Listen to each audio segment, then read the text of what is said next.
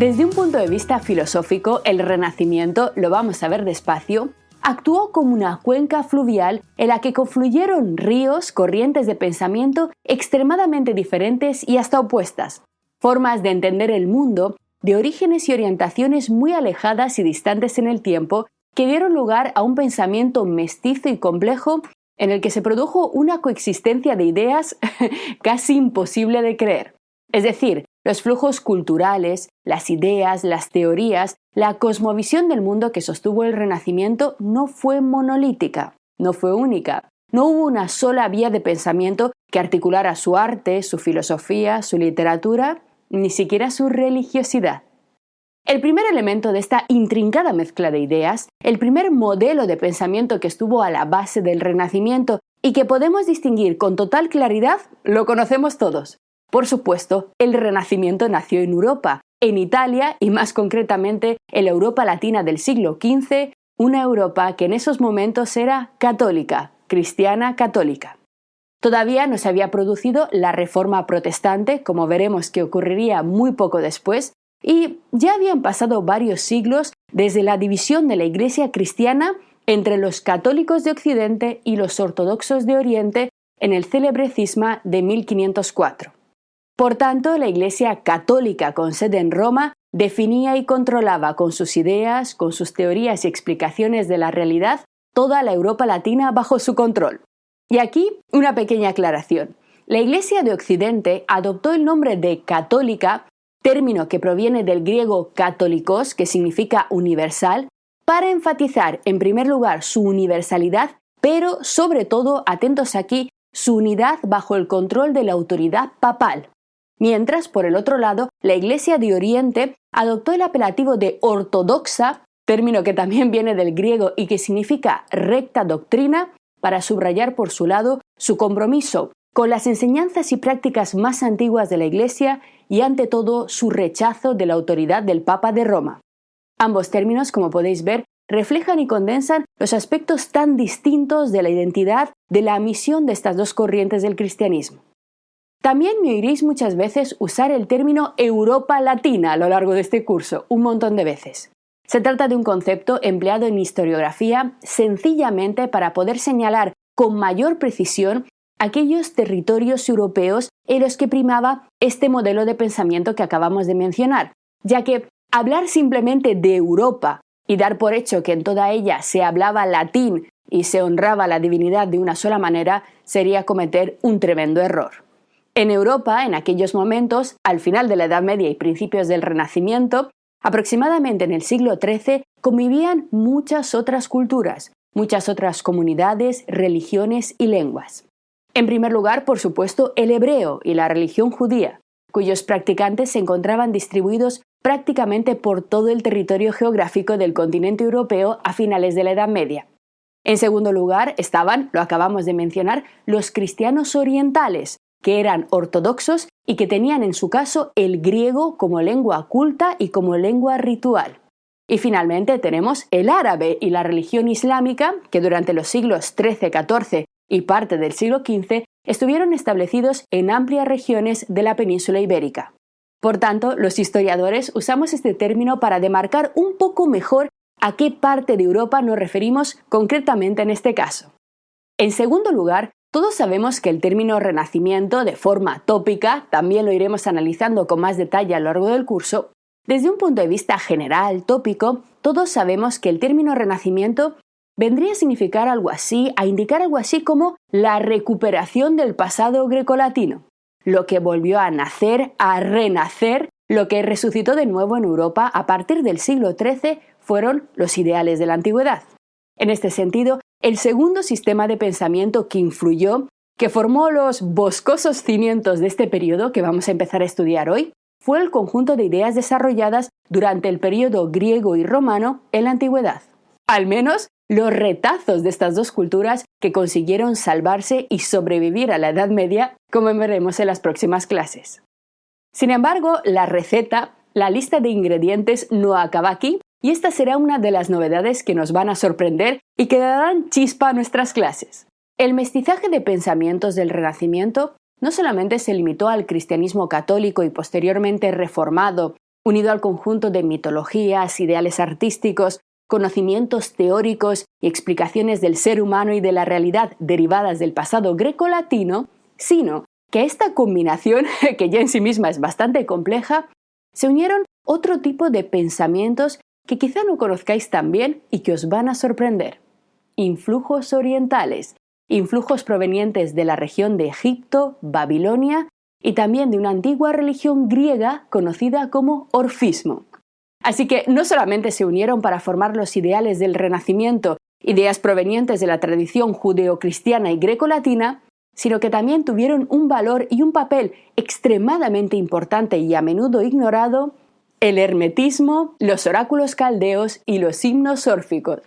Seguramente de momento todas estas palabras no os digan absolutamente nada, pero no os preocupéis, de esto se trata, de que nos vayamos sorprendiendo poco a poco a lo largo del curso. Bien, pues dicho todo esto, hechas estas pequeñas observaciones iniciales, a la hora de comenzar a analizar ya con más profundidad este tipo de ideas y nuestras concepciones habituales acerca del Renacimiento, a mí me suele gustar iniciar el camino de toda aventura filosófica con nuestros prejuicios. Es decir, con este conjunto de ideas generales que forma nuestra cultura general acerca de cualquier cosa, pero que en realidad no están del todo bien sustentadas, del todo bien pensadas. Cuando me refiero a los prejuicios, me refiero efectivamente a todas estas opiniones que todos tenemos, pero que no sabemos exactamente de dónde las hemos sacado. Por ejemplo, si a mí me preguntaran algo acerca de ingeniería agrícola, cualquier cosa que yo pudiera decir al respecto, cualquier cosa que yo pudiera opinar, sería en realidad un prejuicio, una opinión muy poco fundamentada, bueno, en este caso cero fundamentada, porque yo jamás he abierto un libro dedicado a ese tema. Así que todos tenemos ideas acerca del periodo medieval y también del periodo renacentista, derivadas de nuestras lecturas, de los documentales, de las películas y también de esa especie de ideario social común que imprime un conjunto de consideraciones en nuestra mente acerca del pasado. Así que el primer paso en la filosofía, y la presa que más le gusta a un filósofo, es el análisis de nuestros prejuicios. Cuando empezamos a entender por qué pensamos lo que pensamos y de dónde hemos sacado determinadas ideas, comenzamos a sentir el asombro y la curiosidad. ¿Seguro que las cosas son como nos las han contado? Cuando reflexionamos sobre el Renacimiento, por tanto, tenemos en la cabeza toda una serie de ideas generales, pero cuando empezamos a aproximarnos de forma más precisa y estudiamos con un poco más de detenimiento las obras de sus artistas, su literatura, su filosofía, empezamos a detectar un conjunto de extrañas contradicciones. Las primeras clases de nuestro curso estarán así dedicadas a analizar estas extrañas contradicciones. Pero, ¿a qué me refiero con todo esto? Para que me entendáis un poco mejor, os propongo que hagamos juntos un sencillo ejercicio mental. Vamos a pensar en nuestros prejuicios o en estas ideas que todos tenemos acerca del Renacimiento. Vamos a analizar un poco más esta cuestión. Por ejemplo, cuando nos referimos a este periodo, una de las ideas que aparecen enseguida en nuestra mente es sin duda la idea del nacimiento del antropocentrismo, es decir, de esa teoría filosófica según la cual el ser humano vendría a ser el centro de la creación, la cúspide de todos los seres vivos, de todos los seres creados, de tal forma que todas las actividades, todos los desarrollos científicos, poéticos, artísticos, todo el pensamiento estaría centrado en la figura del ser humano. Sin embargo, cuando nosotros vamos, por ejemplo, al arte renacentista en busca de ese hombre, de ese ser humano central, sobre todo en la primera parte del Renacimiento, lo que hallamos en las representaciones artísticas no son seres humanos. Si nos fijamos bien, la mayor parte de los protagonistas de estas obras de arte son dioses, o al menos criaturas sobrenaturales que sobrepasan con creces cualquier definición de la naturaleza humana. ¿Dónde está el ser humano? ¿Dónde está el antropocentrismo? Como bien sabéis, en la primera fase del Renacimiento, por supuesto, la gran mayoría de representaciones artísticas lo que reflejaban era el conjunto de personajes que forman parte del legado de la tradición litúrgica y del folclore judeocristiano. Es decir, si vamos al arte, lo que vamos a encontrar constantemente son representaciones de profetas, de la Virgen, de Jesucristo, de los santos, etc. Por supuesto, representaciones de Dios, la Capilla Sixtina, todos la conocemos. Pero claro, en este tipo de representaciones no aparecen simples seres humanos, individuos normales y corrientes, sino dioses o santos. Es decir, en todo caso, sobrehumanos en cierto sentido, tocados por el poder de la divinidad. Si en cambio vamos a la segunda fase del Renacimiento, en la que ya empezaba a sentirse, a unirse todo el acervo grecolatino, también encontramos dioses, por supuesto, claro, los dioses de la mitología clásica, cuadros inspirados por el pensamiento antiguo, representaciones de los olímpicos y sus versiones romanas, sí, pero dioses. De nuevo me pregunto con vosotros, ¿dónde está el ser humano? ¿Dónde está ese supuesto antropocentrismo? Está claro que a lo largo del curso lo tendremos que buscar.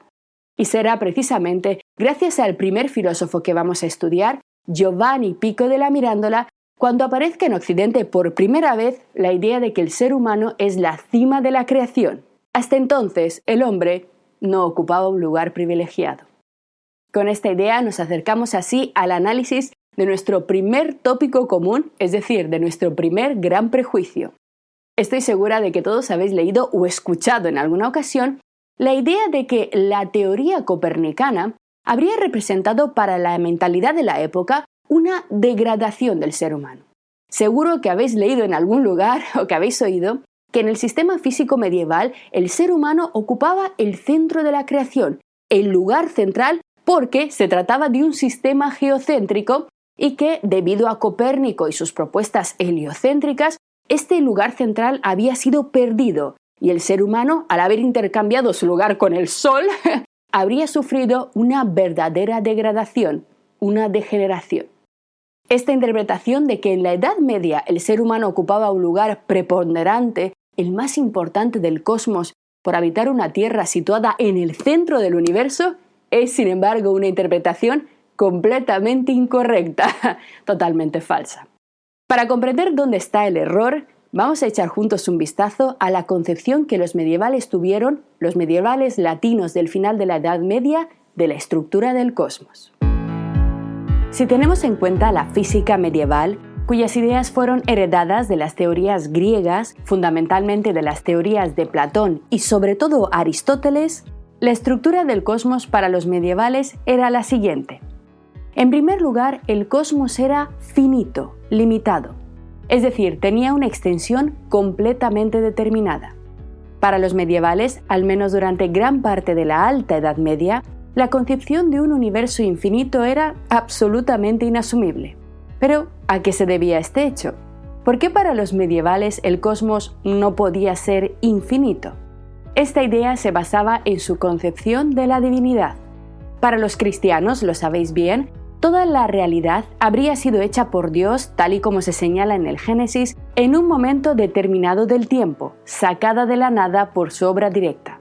Pero claro, si Dios es un creador omnisciente, omnipotente y perfecto, su obra necesariamente también tendrá que ser perfecta. Así, para los medievales, el universo es perfecto. Este término deriva del latín perfectum, que significa completamente hecho, acabado y sin falla.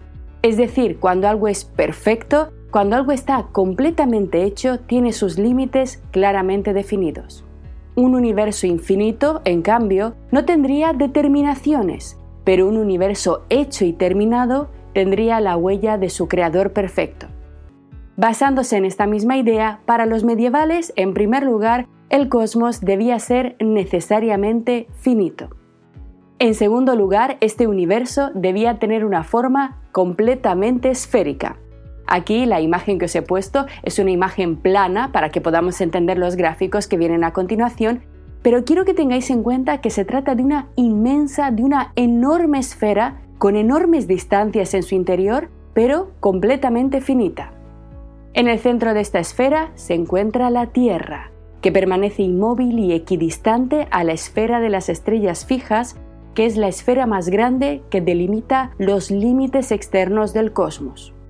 Alrededor de la Tierra gira la Luna, el satélite de nuestro planeta, que hasta Galileo era considerado como el único satélite existente en todo el cosmos. Lo veremos más adelante. Por encima de la esfera de la Luna se distribuían en esferas cada vez más y más grandes el resto de los planetas conocidos por los medievales hasta entonces. la esfera de Venus, la esfera de Mercurio, a continuación el Sol, que como bien sabemos para los medievales giraba en torno a la Tierra, veremos más adelante el cambio propuesto por Copérnico y sobre todo las demostraciones galileanas de la falsedad de esta teoría. A continuación la esfera de Marte, posteriormente la esfera de Júpiter y finalmente Saturno, el último de los planetas conocido por los medievales. Todo este sistema lo cerraba, como hemos dicho hace un momento, la esfera de las estrellas fijas, en la cual, consideraban los medievales, estaban literalmente pinchadas, clavadas las estrellas que nosotros vemos en la bóveda celeste y que se mueven en el cielo a lo largo del año siguiendo las estaciones con el movimiento de esta gran esfera. En este sistema geocéntrico, la realidad se divide en dos grandes zonas o regiones diferenciadas jerárquicamente y que poseen naturalezas e incluso una composición material completamente distinta. La región supralunar es toda aquella parte de la realidad natural del universo situada por encima de la esfera de la Luna, incluyendo también a la Luna misma. Todos los tipos de entidades que ocupan esta región del cosmos están formadas por un tipo de materia, por un sustrato material especial y único que solamente existe en esta región, llamado éter. El éter tiene como características fundamentales la eternidad, la inmutabilidad y la perfección. Es decir, se trata de un tipo de sustancia física que no puede sufrir ningún tipo de alteración, de degradación o de degeneración. Si os fijáis, si el éter es eterno, ello quiere decir que la temporalidad no afecta a los astros.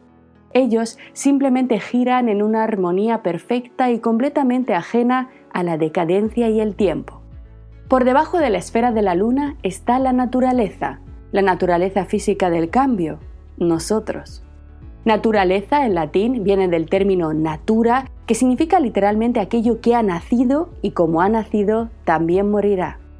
El término griego para naturaleza, physis, indica lo que brota, lo que crece y se desarrolla y lo que posteriormente desaparecerá.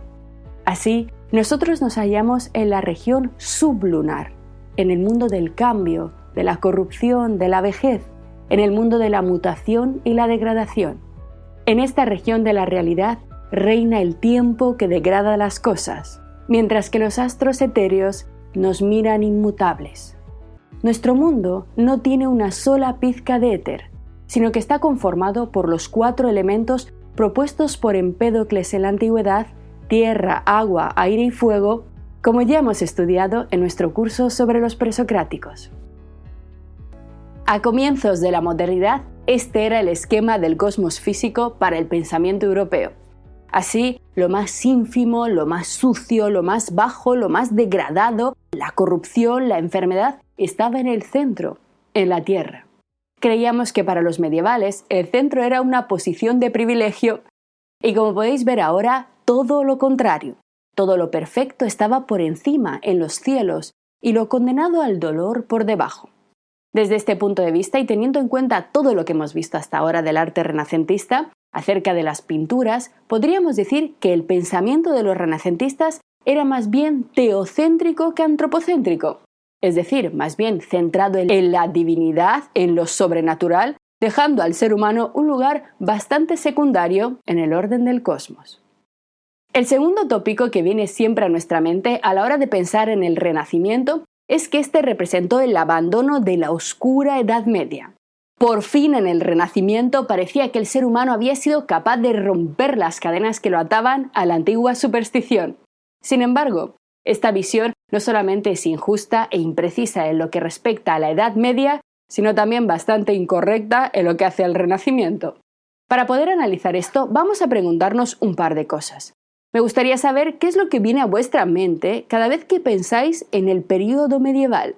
Seguimos ahora en este ambiente de los prejuicios y de las ideas generales. No hace falta que me deis una respuesta muy meditada. Decidme lo primero que os viene a la cabeza cuando pensáis en la Edad Media. A lo largo del curso lo iremos profundizando, pero es necesario comenzar siempre identificando en primer lugar cuáles son nuestros prejuicios, cuál es nuestra posición intuitiva respecto a estas cuestiones. Fijaos, la mayor parte de mis alumnos, cuando les hago esta pregunta, ¿Qué os viene a la mente cuando pensáis en la Edad Media? Enseguida gritan todos, pasa siempre, Inquisición. Digamos que esta suele ser la primera imagen que viene a nuestra mente cuando pensamos en la oscura Edad Media. A lo largo de este curso tendremos la oportunidad de ver que, paradójicamente, muchas ideas que atribuimos al periodo medieval pertenecen en verdad a épocas posteriores.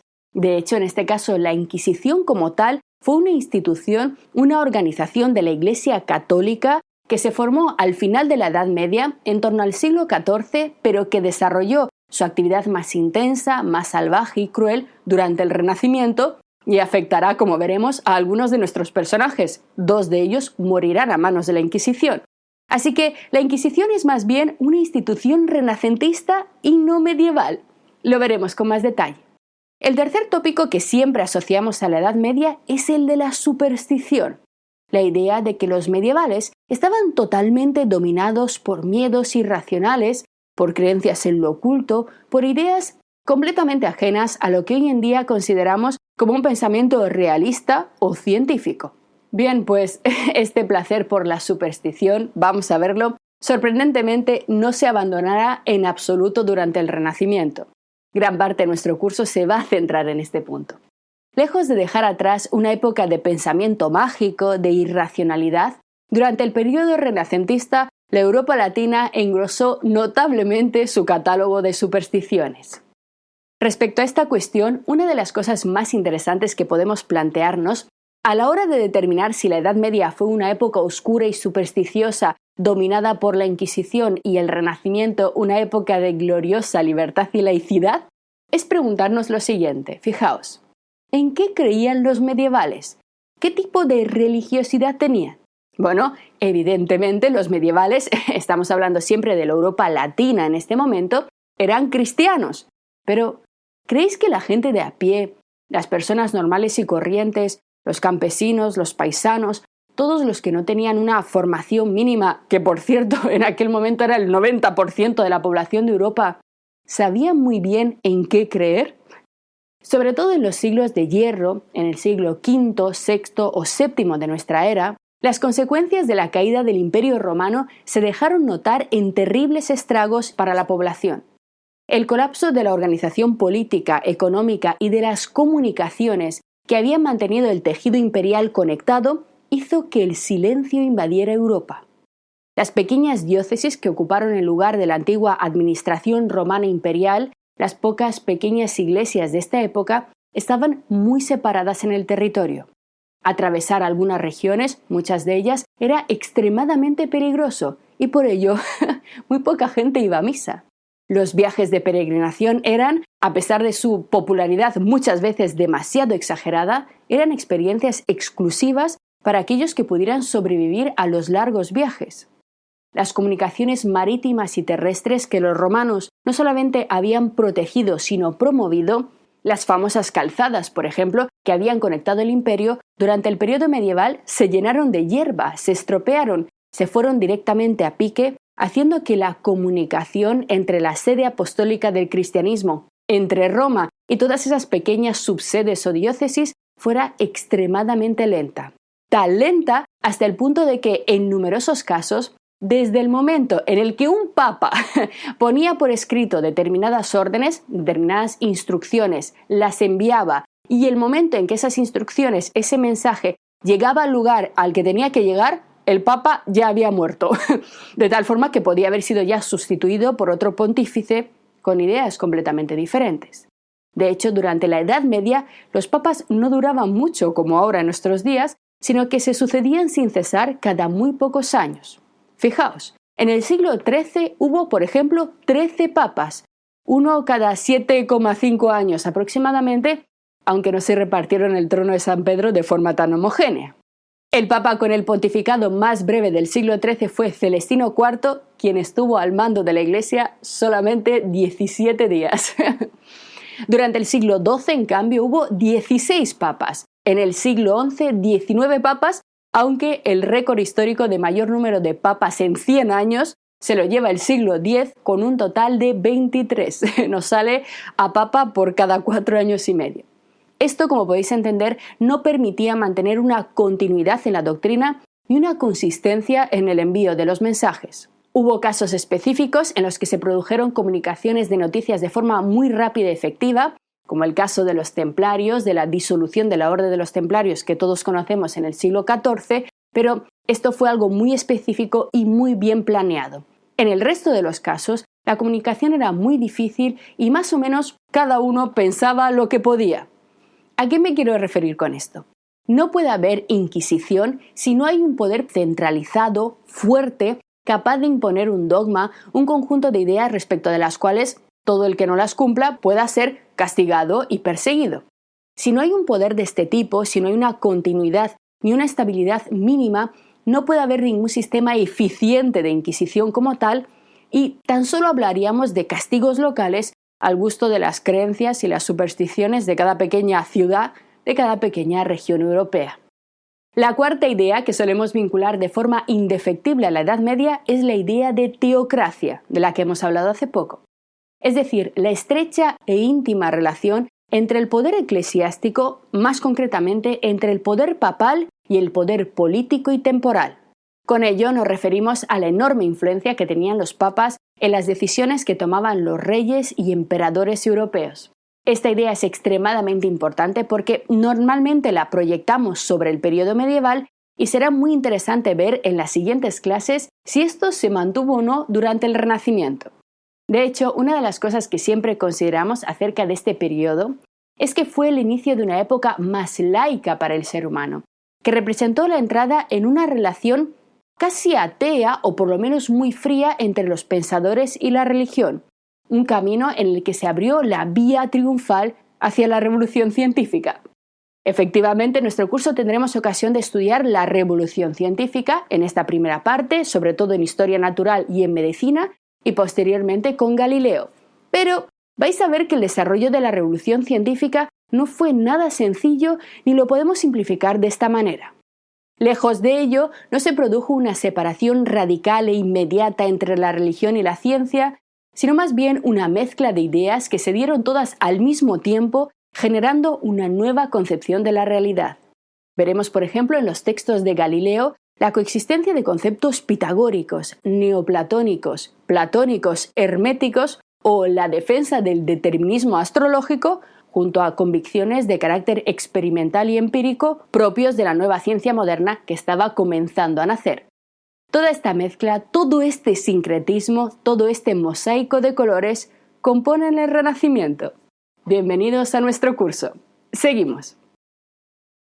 Lo que acabas de ver es solo un pequeño fragmento de este curso. Si quieres disfrutarlo en su totalidad y descubrir muchos otros cursos de filosofía, historia de la ciencia e historia del arte, visita nuestra web anaminecam.com.